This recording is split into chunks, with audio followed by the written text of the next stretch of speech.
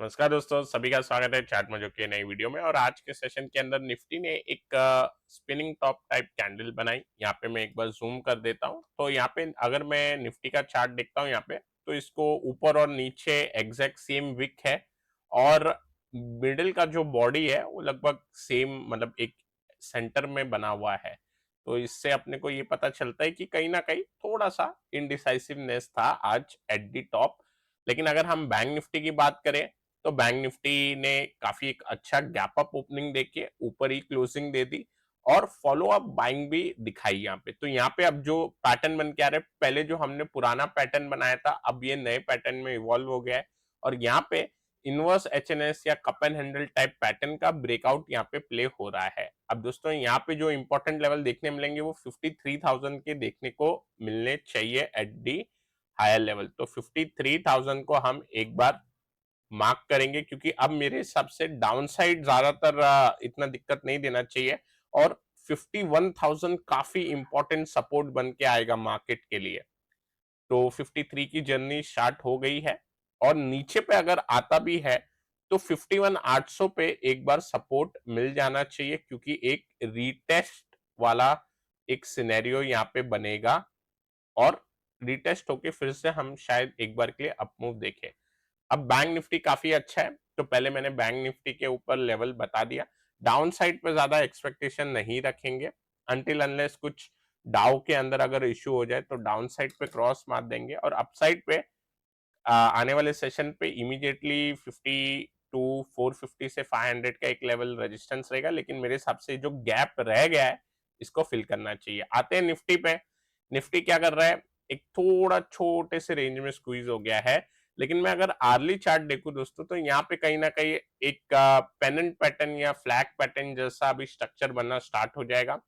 दो तीन अटेम्प्ट हुए हैं 25,450 के ऊपर जाने के और कहीं ना कहीं हम साइडवेज हो जाते हैं। तो आने वाले सेशन के अंदर 25,450 को ऑब्जर्व करेंगे और 25,450 अगर ब्रीच होगा तो मेरे हिसाब से एक बार के लिए ब्रेकआउट होना चाहिए on the higher side.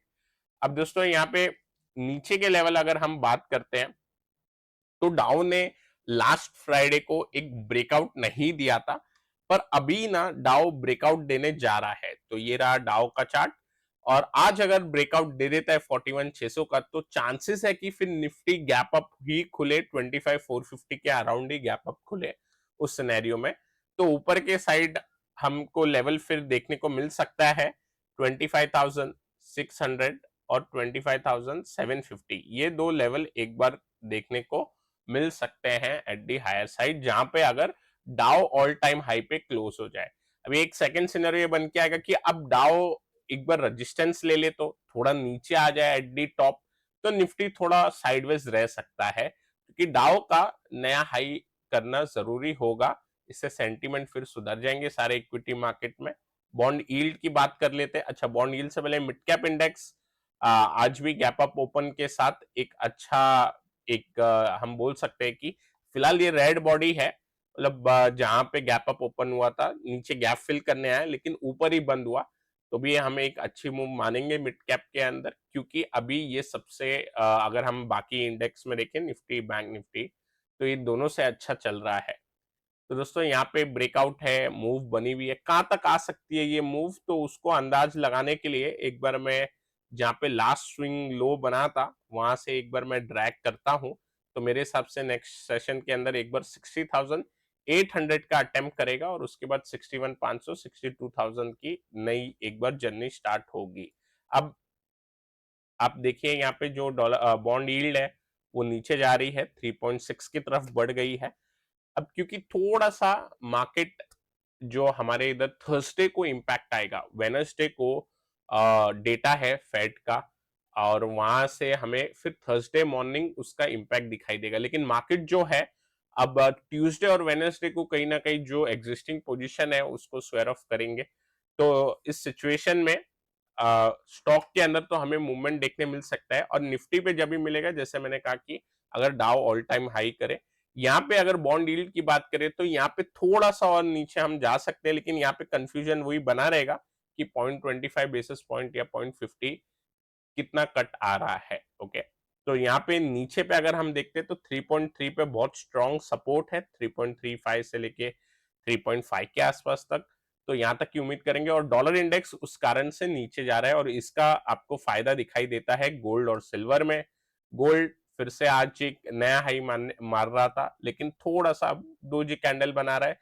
Silver भी अपने चैनल रेजिस्टेंस को इधर थोड़ा सा कोशिश कर रहा है पार करने की, लेकिन मेरे हिसाब से जैसे ही ये डॉलर इंडेक्स ब्रेकडाउन देगा और ब्रेकडाउन देने के बाद सस्टेन करेगा, 100 के नीचे, 100 के नीचे चले जाएगा, तो गोल्ड सिल्वर फिर से नया रैली शुरू कर देंगे।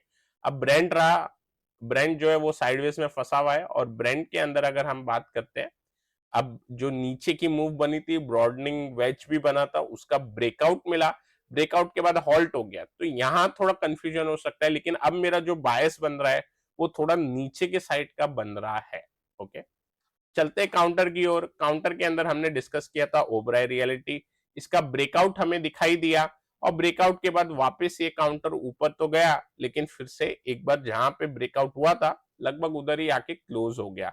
सो ओवरऑल इसके अंदर इंपॉर्टेंट होगा बॉटम के अंदर 71720 का लेवल।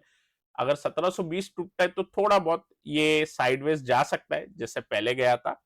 हम यहाँ पे देख पा रहे हैं कि पहले किस हिसाब से ये साइडवेज हो जाता था जब इस रेंज में आता था, बट मेरे हिसाब से अगर पैटर्न सस्टेन करना चाहिए और पैटर्न का फेलियर 1700 के नीचे होगा, लेकिन मेरे हिसाब से अगर 1720 भी आ गया तो फिर ये साइडवेज हो सकता है।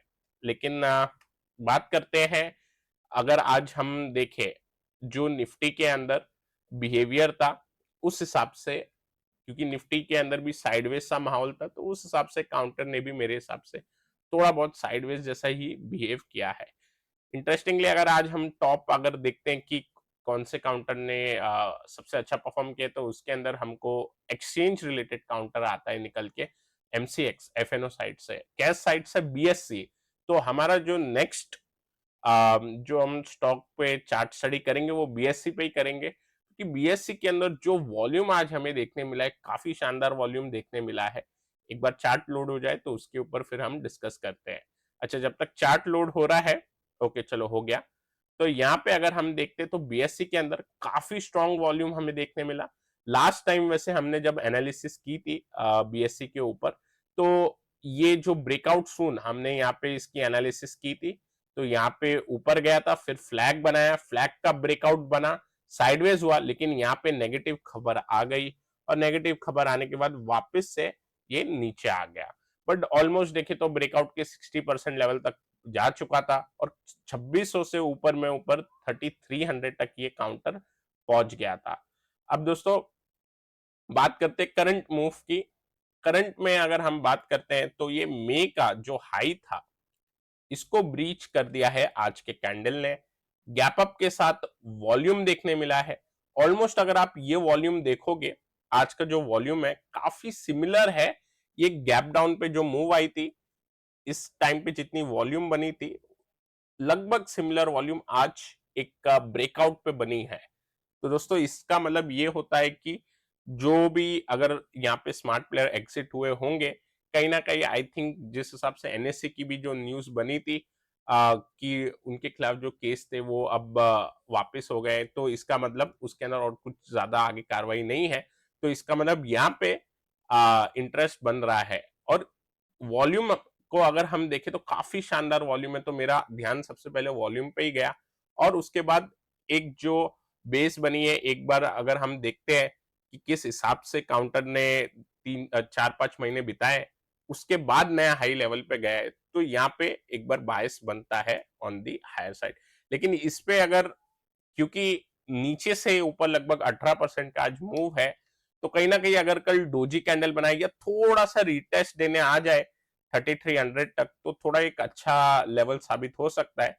बाकी फॉलो अप मूव के लिए 3500 अब जब भी तोड़ेगा तो मेरे हिसाब से एक बार मूव बनाएगा, तो 3500 के ऊपर फर्दर एक बार मूव बननी चाहिए, क्योंकि एकदम से फास्ट मूव आई है तो हो सकता है कि थोड़ा बहुत साइडवेज और चॉपी हो जाए, लेकिन बायस जो होगा अब इसमें पॉजिटिव रहेगा। तो फिलहाल एक ही काउंटर देख रहे हैं हम चार्ट स्टडी के लिए, क्योंकि फॉरेन मार्केट के अंदर अब सभी को पता ही है कि रेट अनाउंसमेंट है, उस हिसाब से थोड़ा बहुत वॉलेटिलिटी भी हो सकता है और डाउ का हाई मानना काफी जरूरी है। I think this is it for the video. मैं आशा करता हूँ आपको ये वीडियो पसंद आया होगा। पसंद आए तो लाइक करें, नए हमारे चैनल पे तो सब्सक्राइब करना ना भूले। Till then take care, I will meet you in the next video.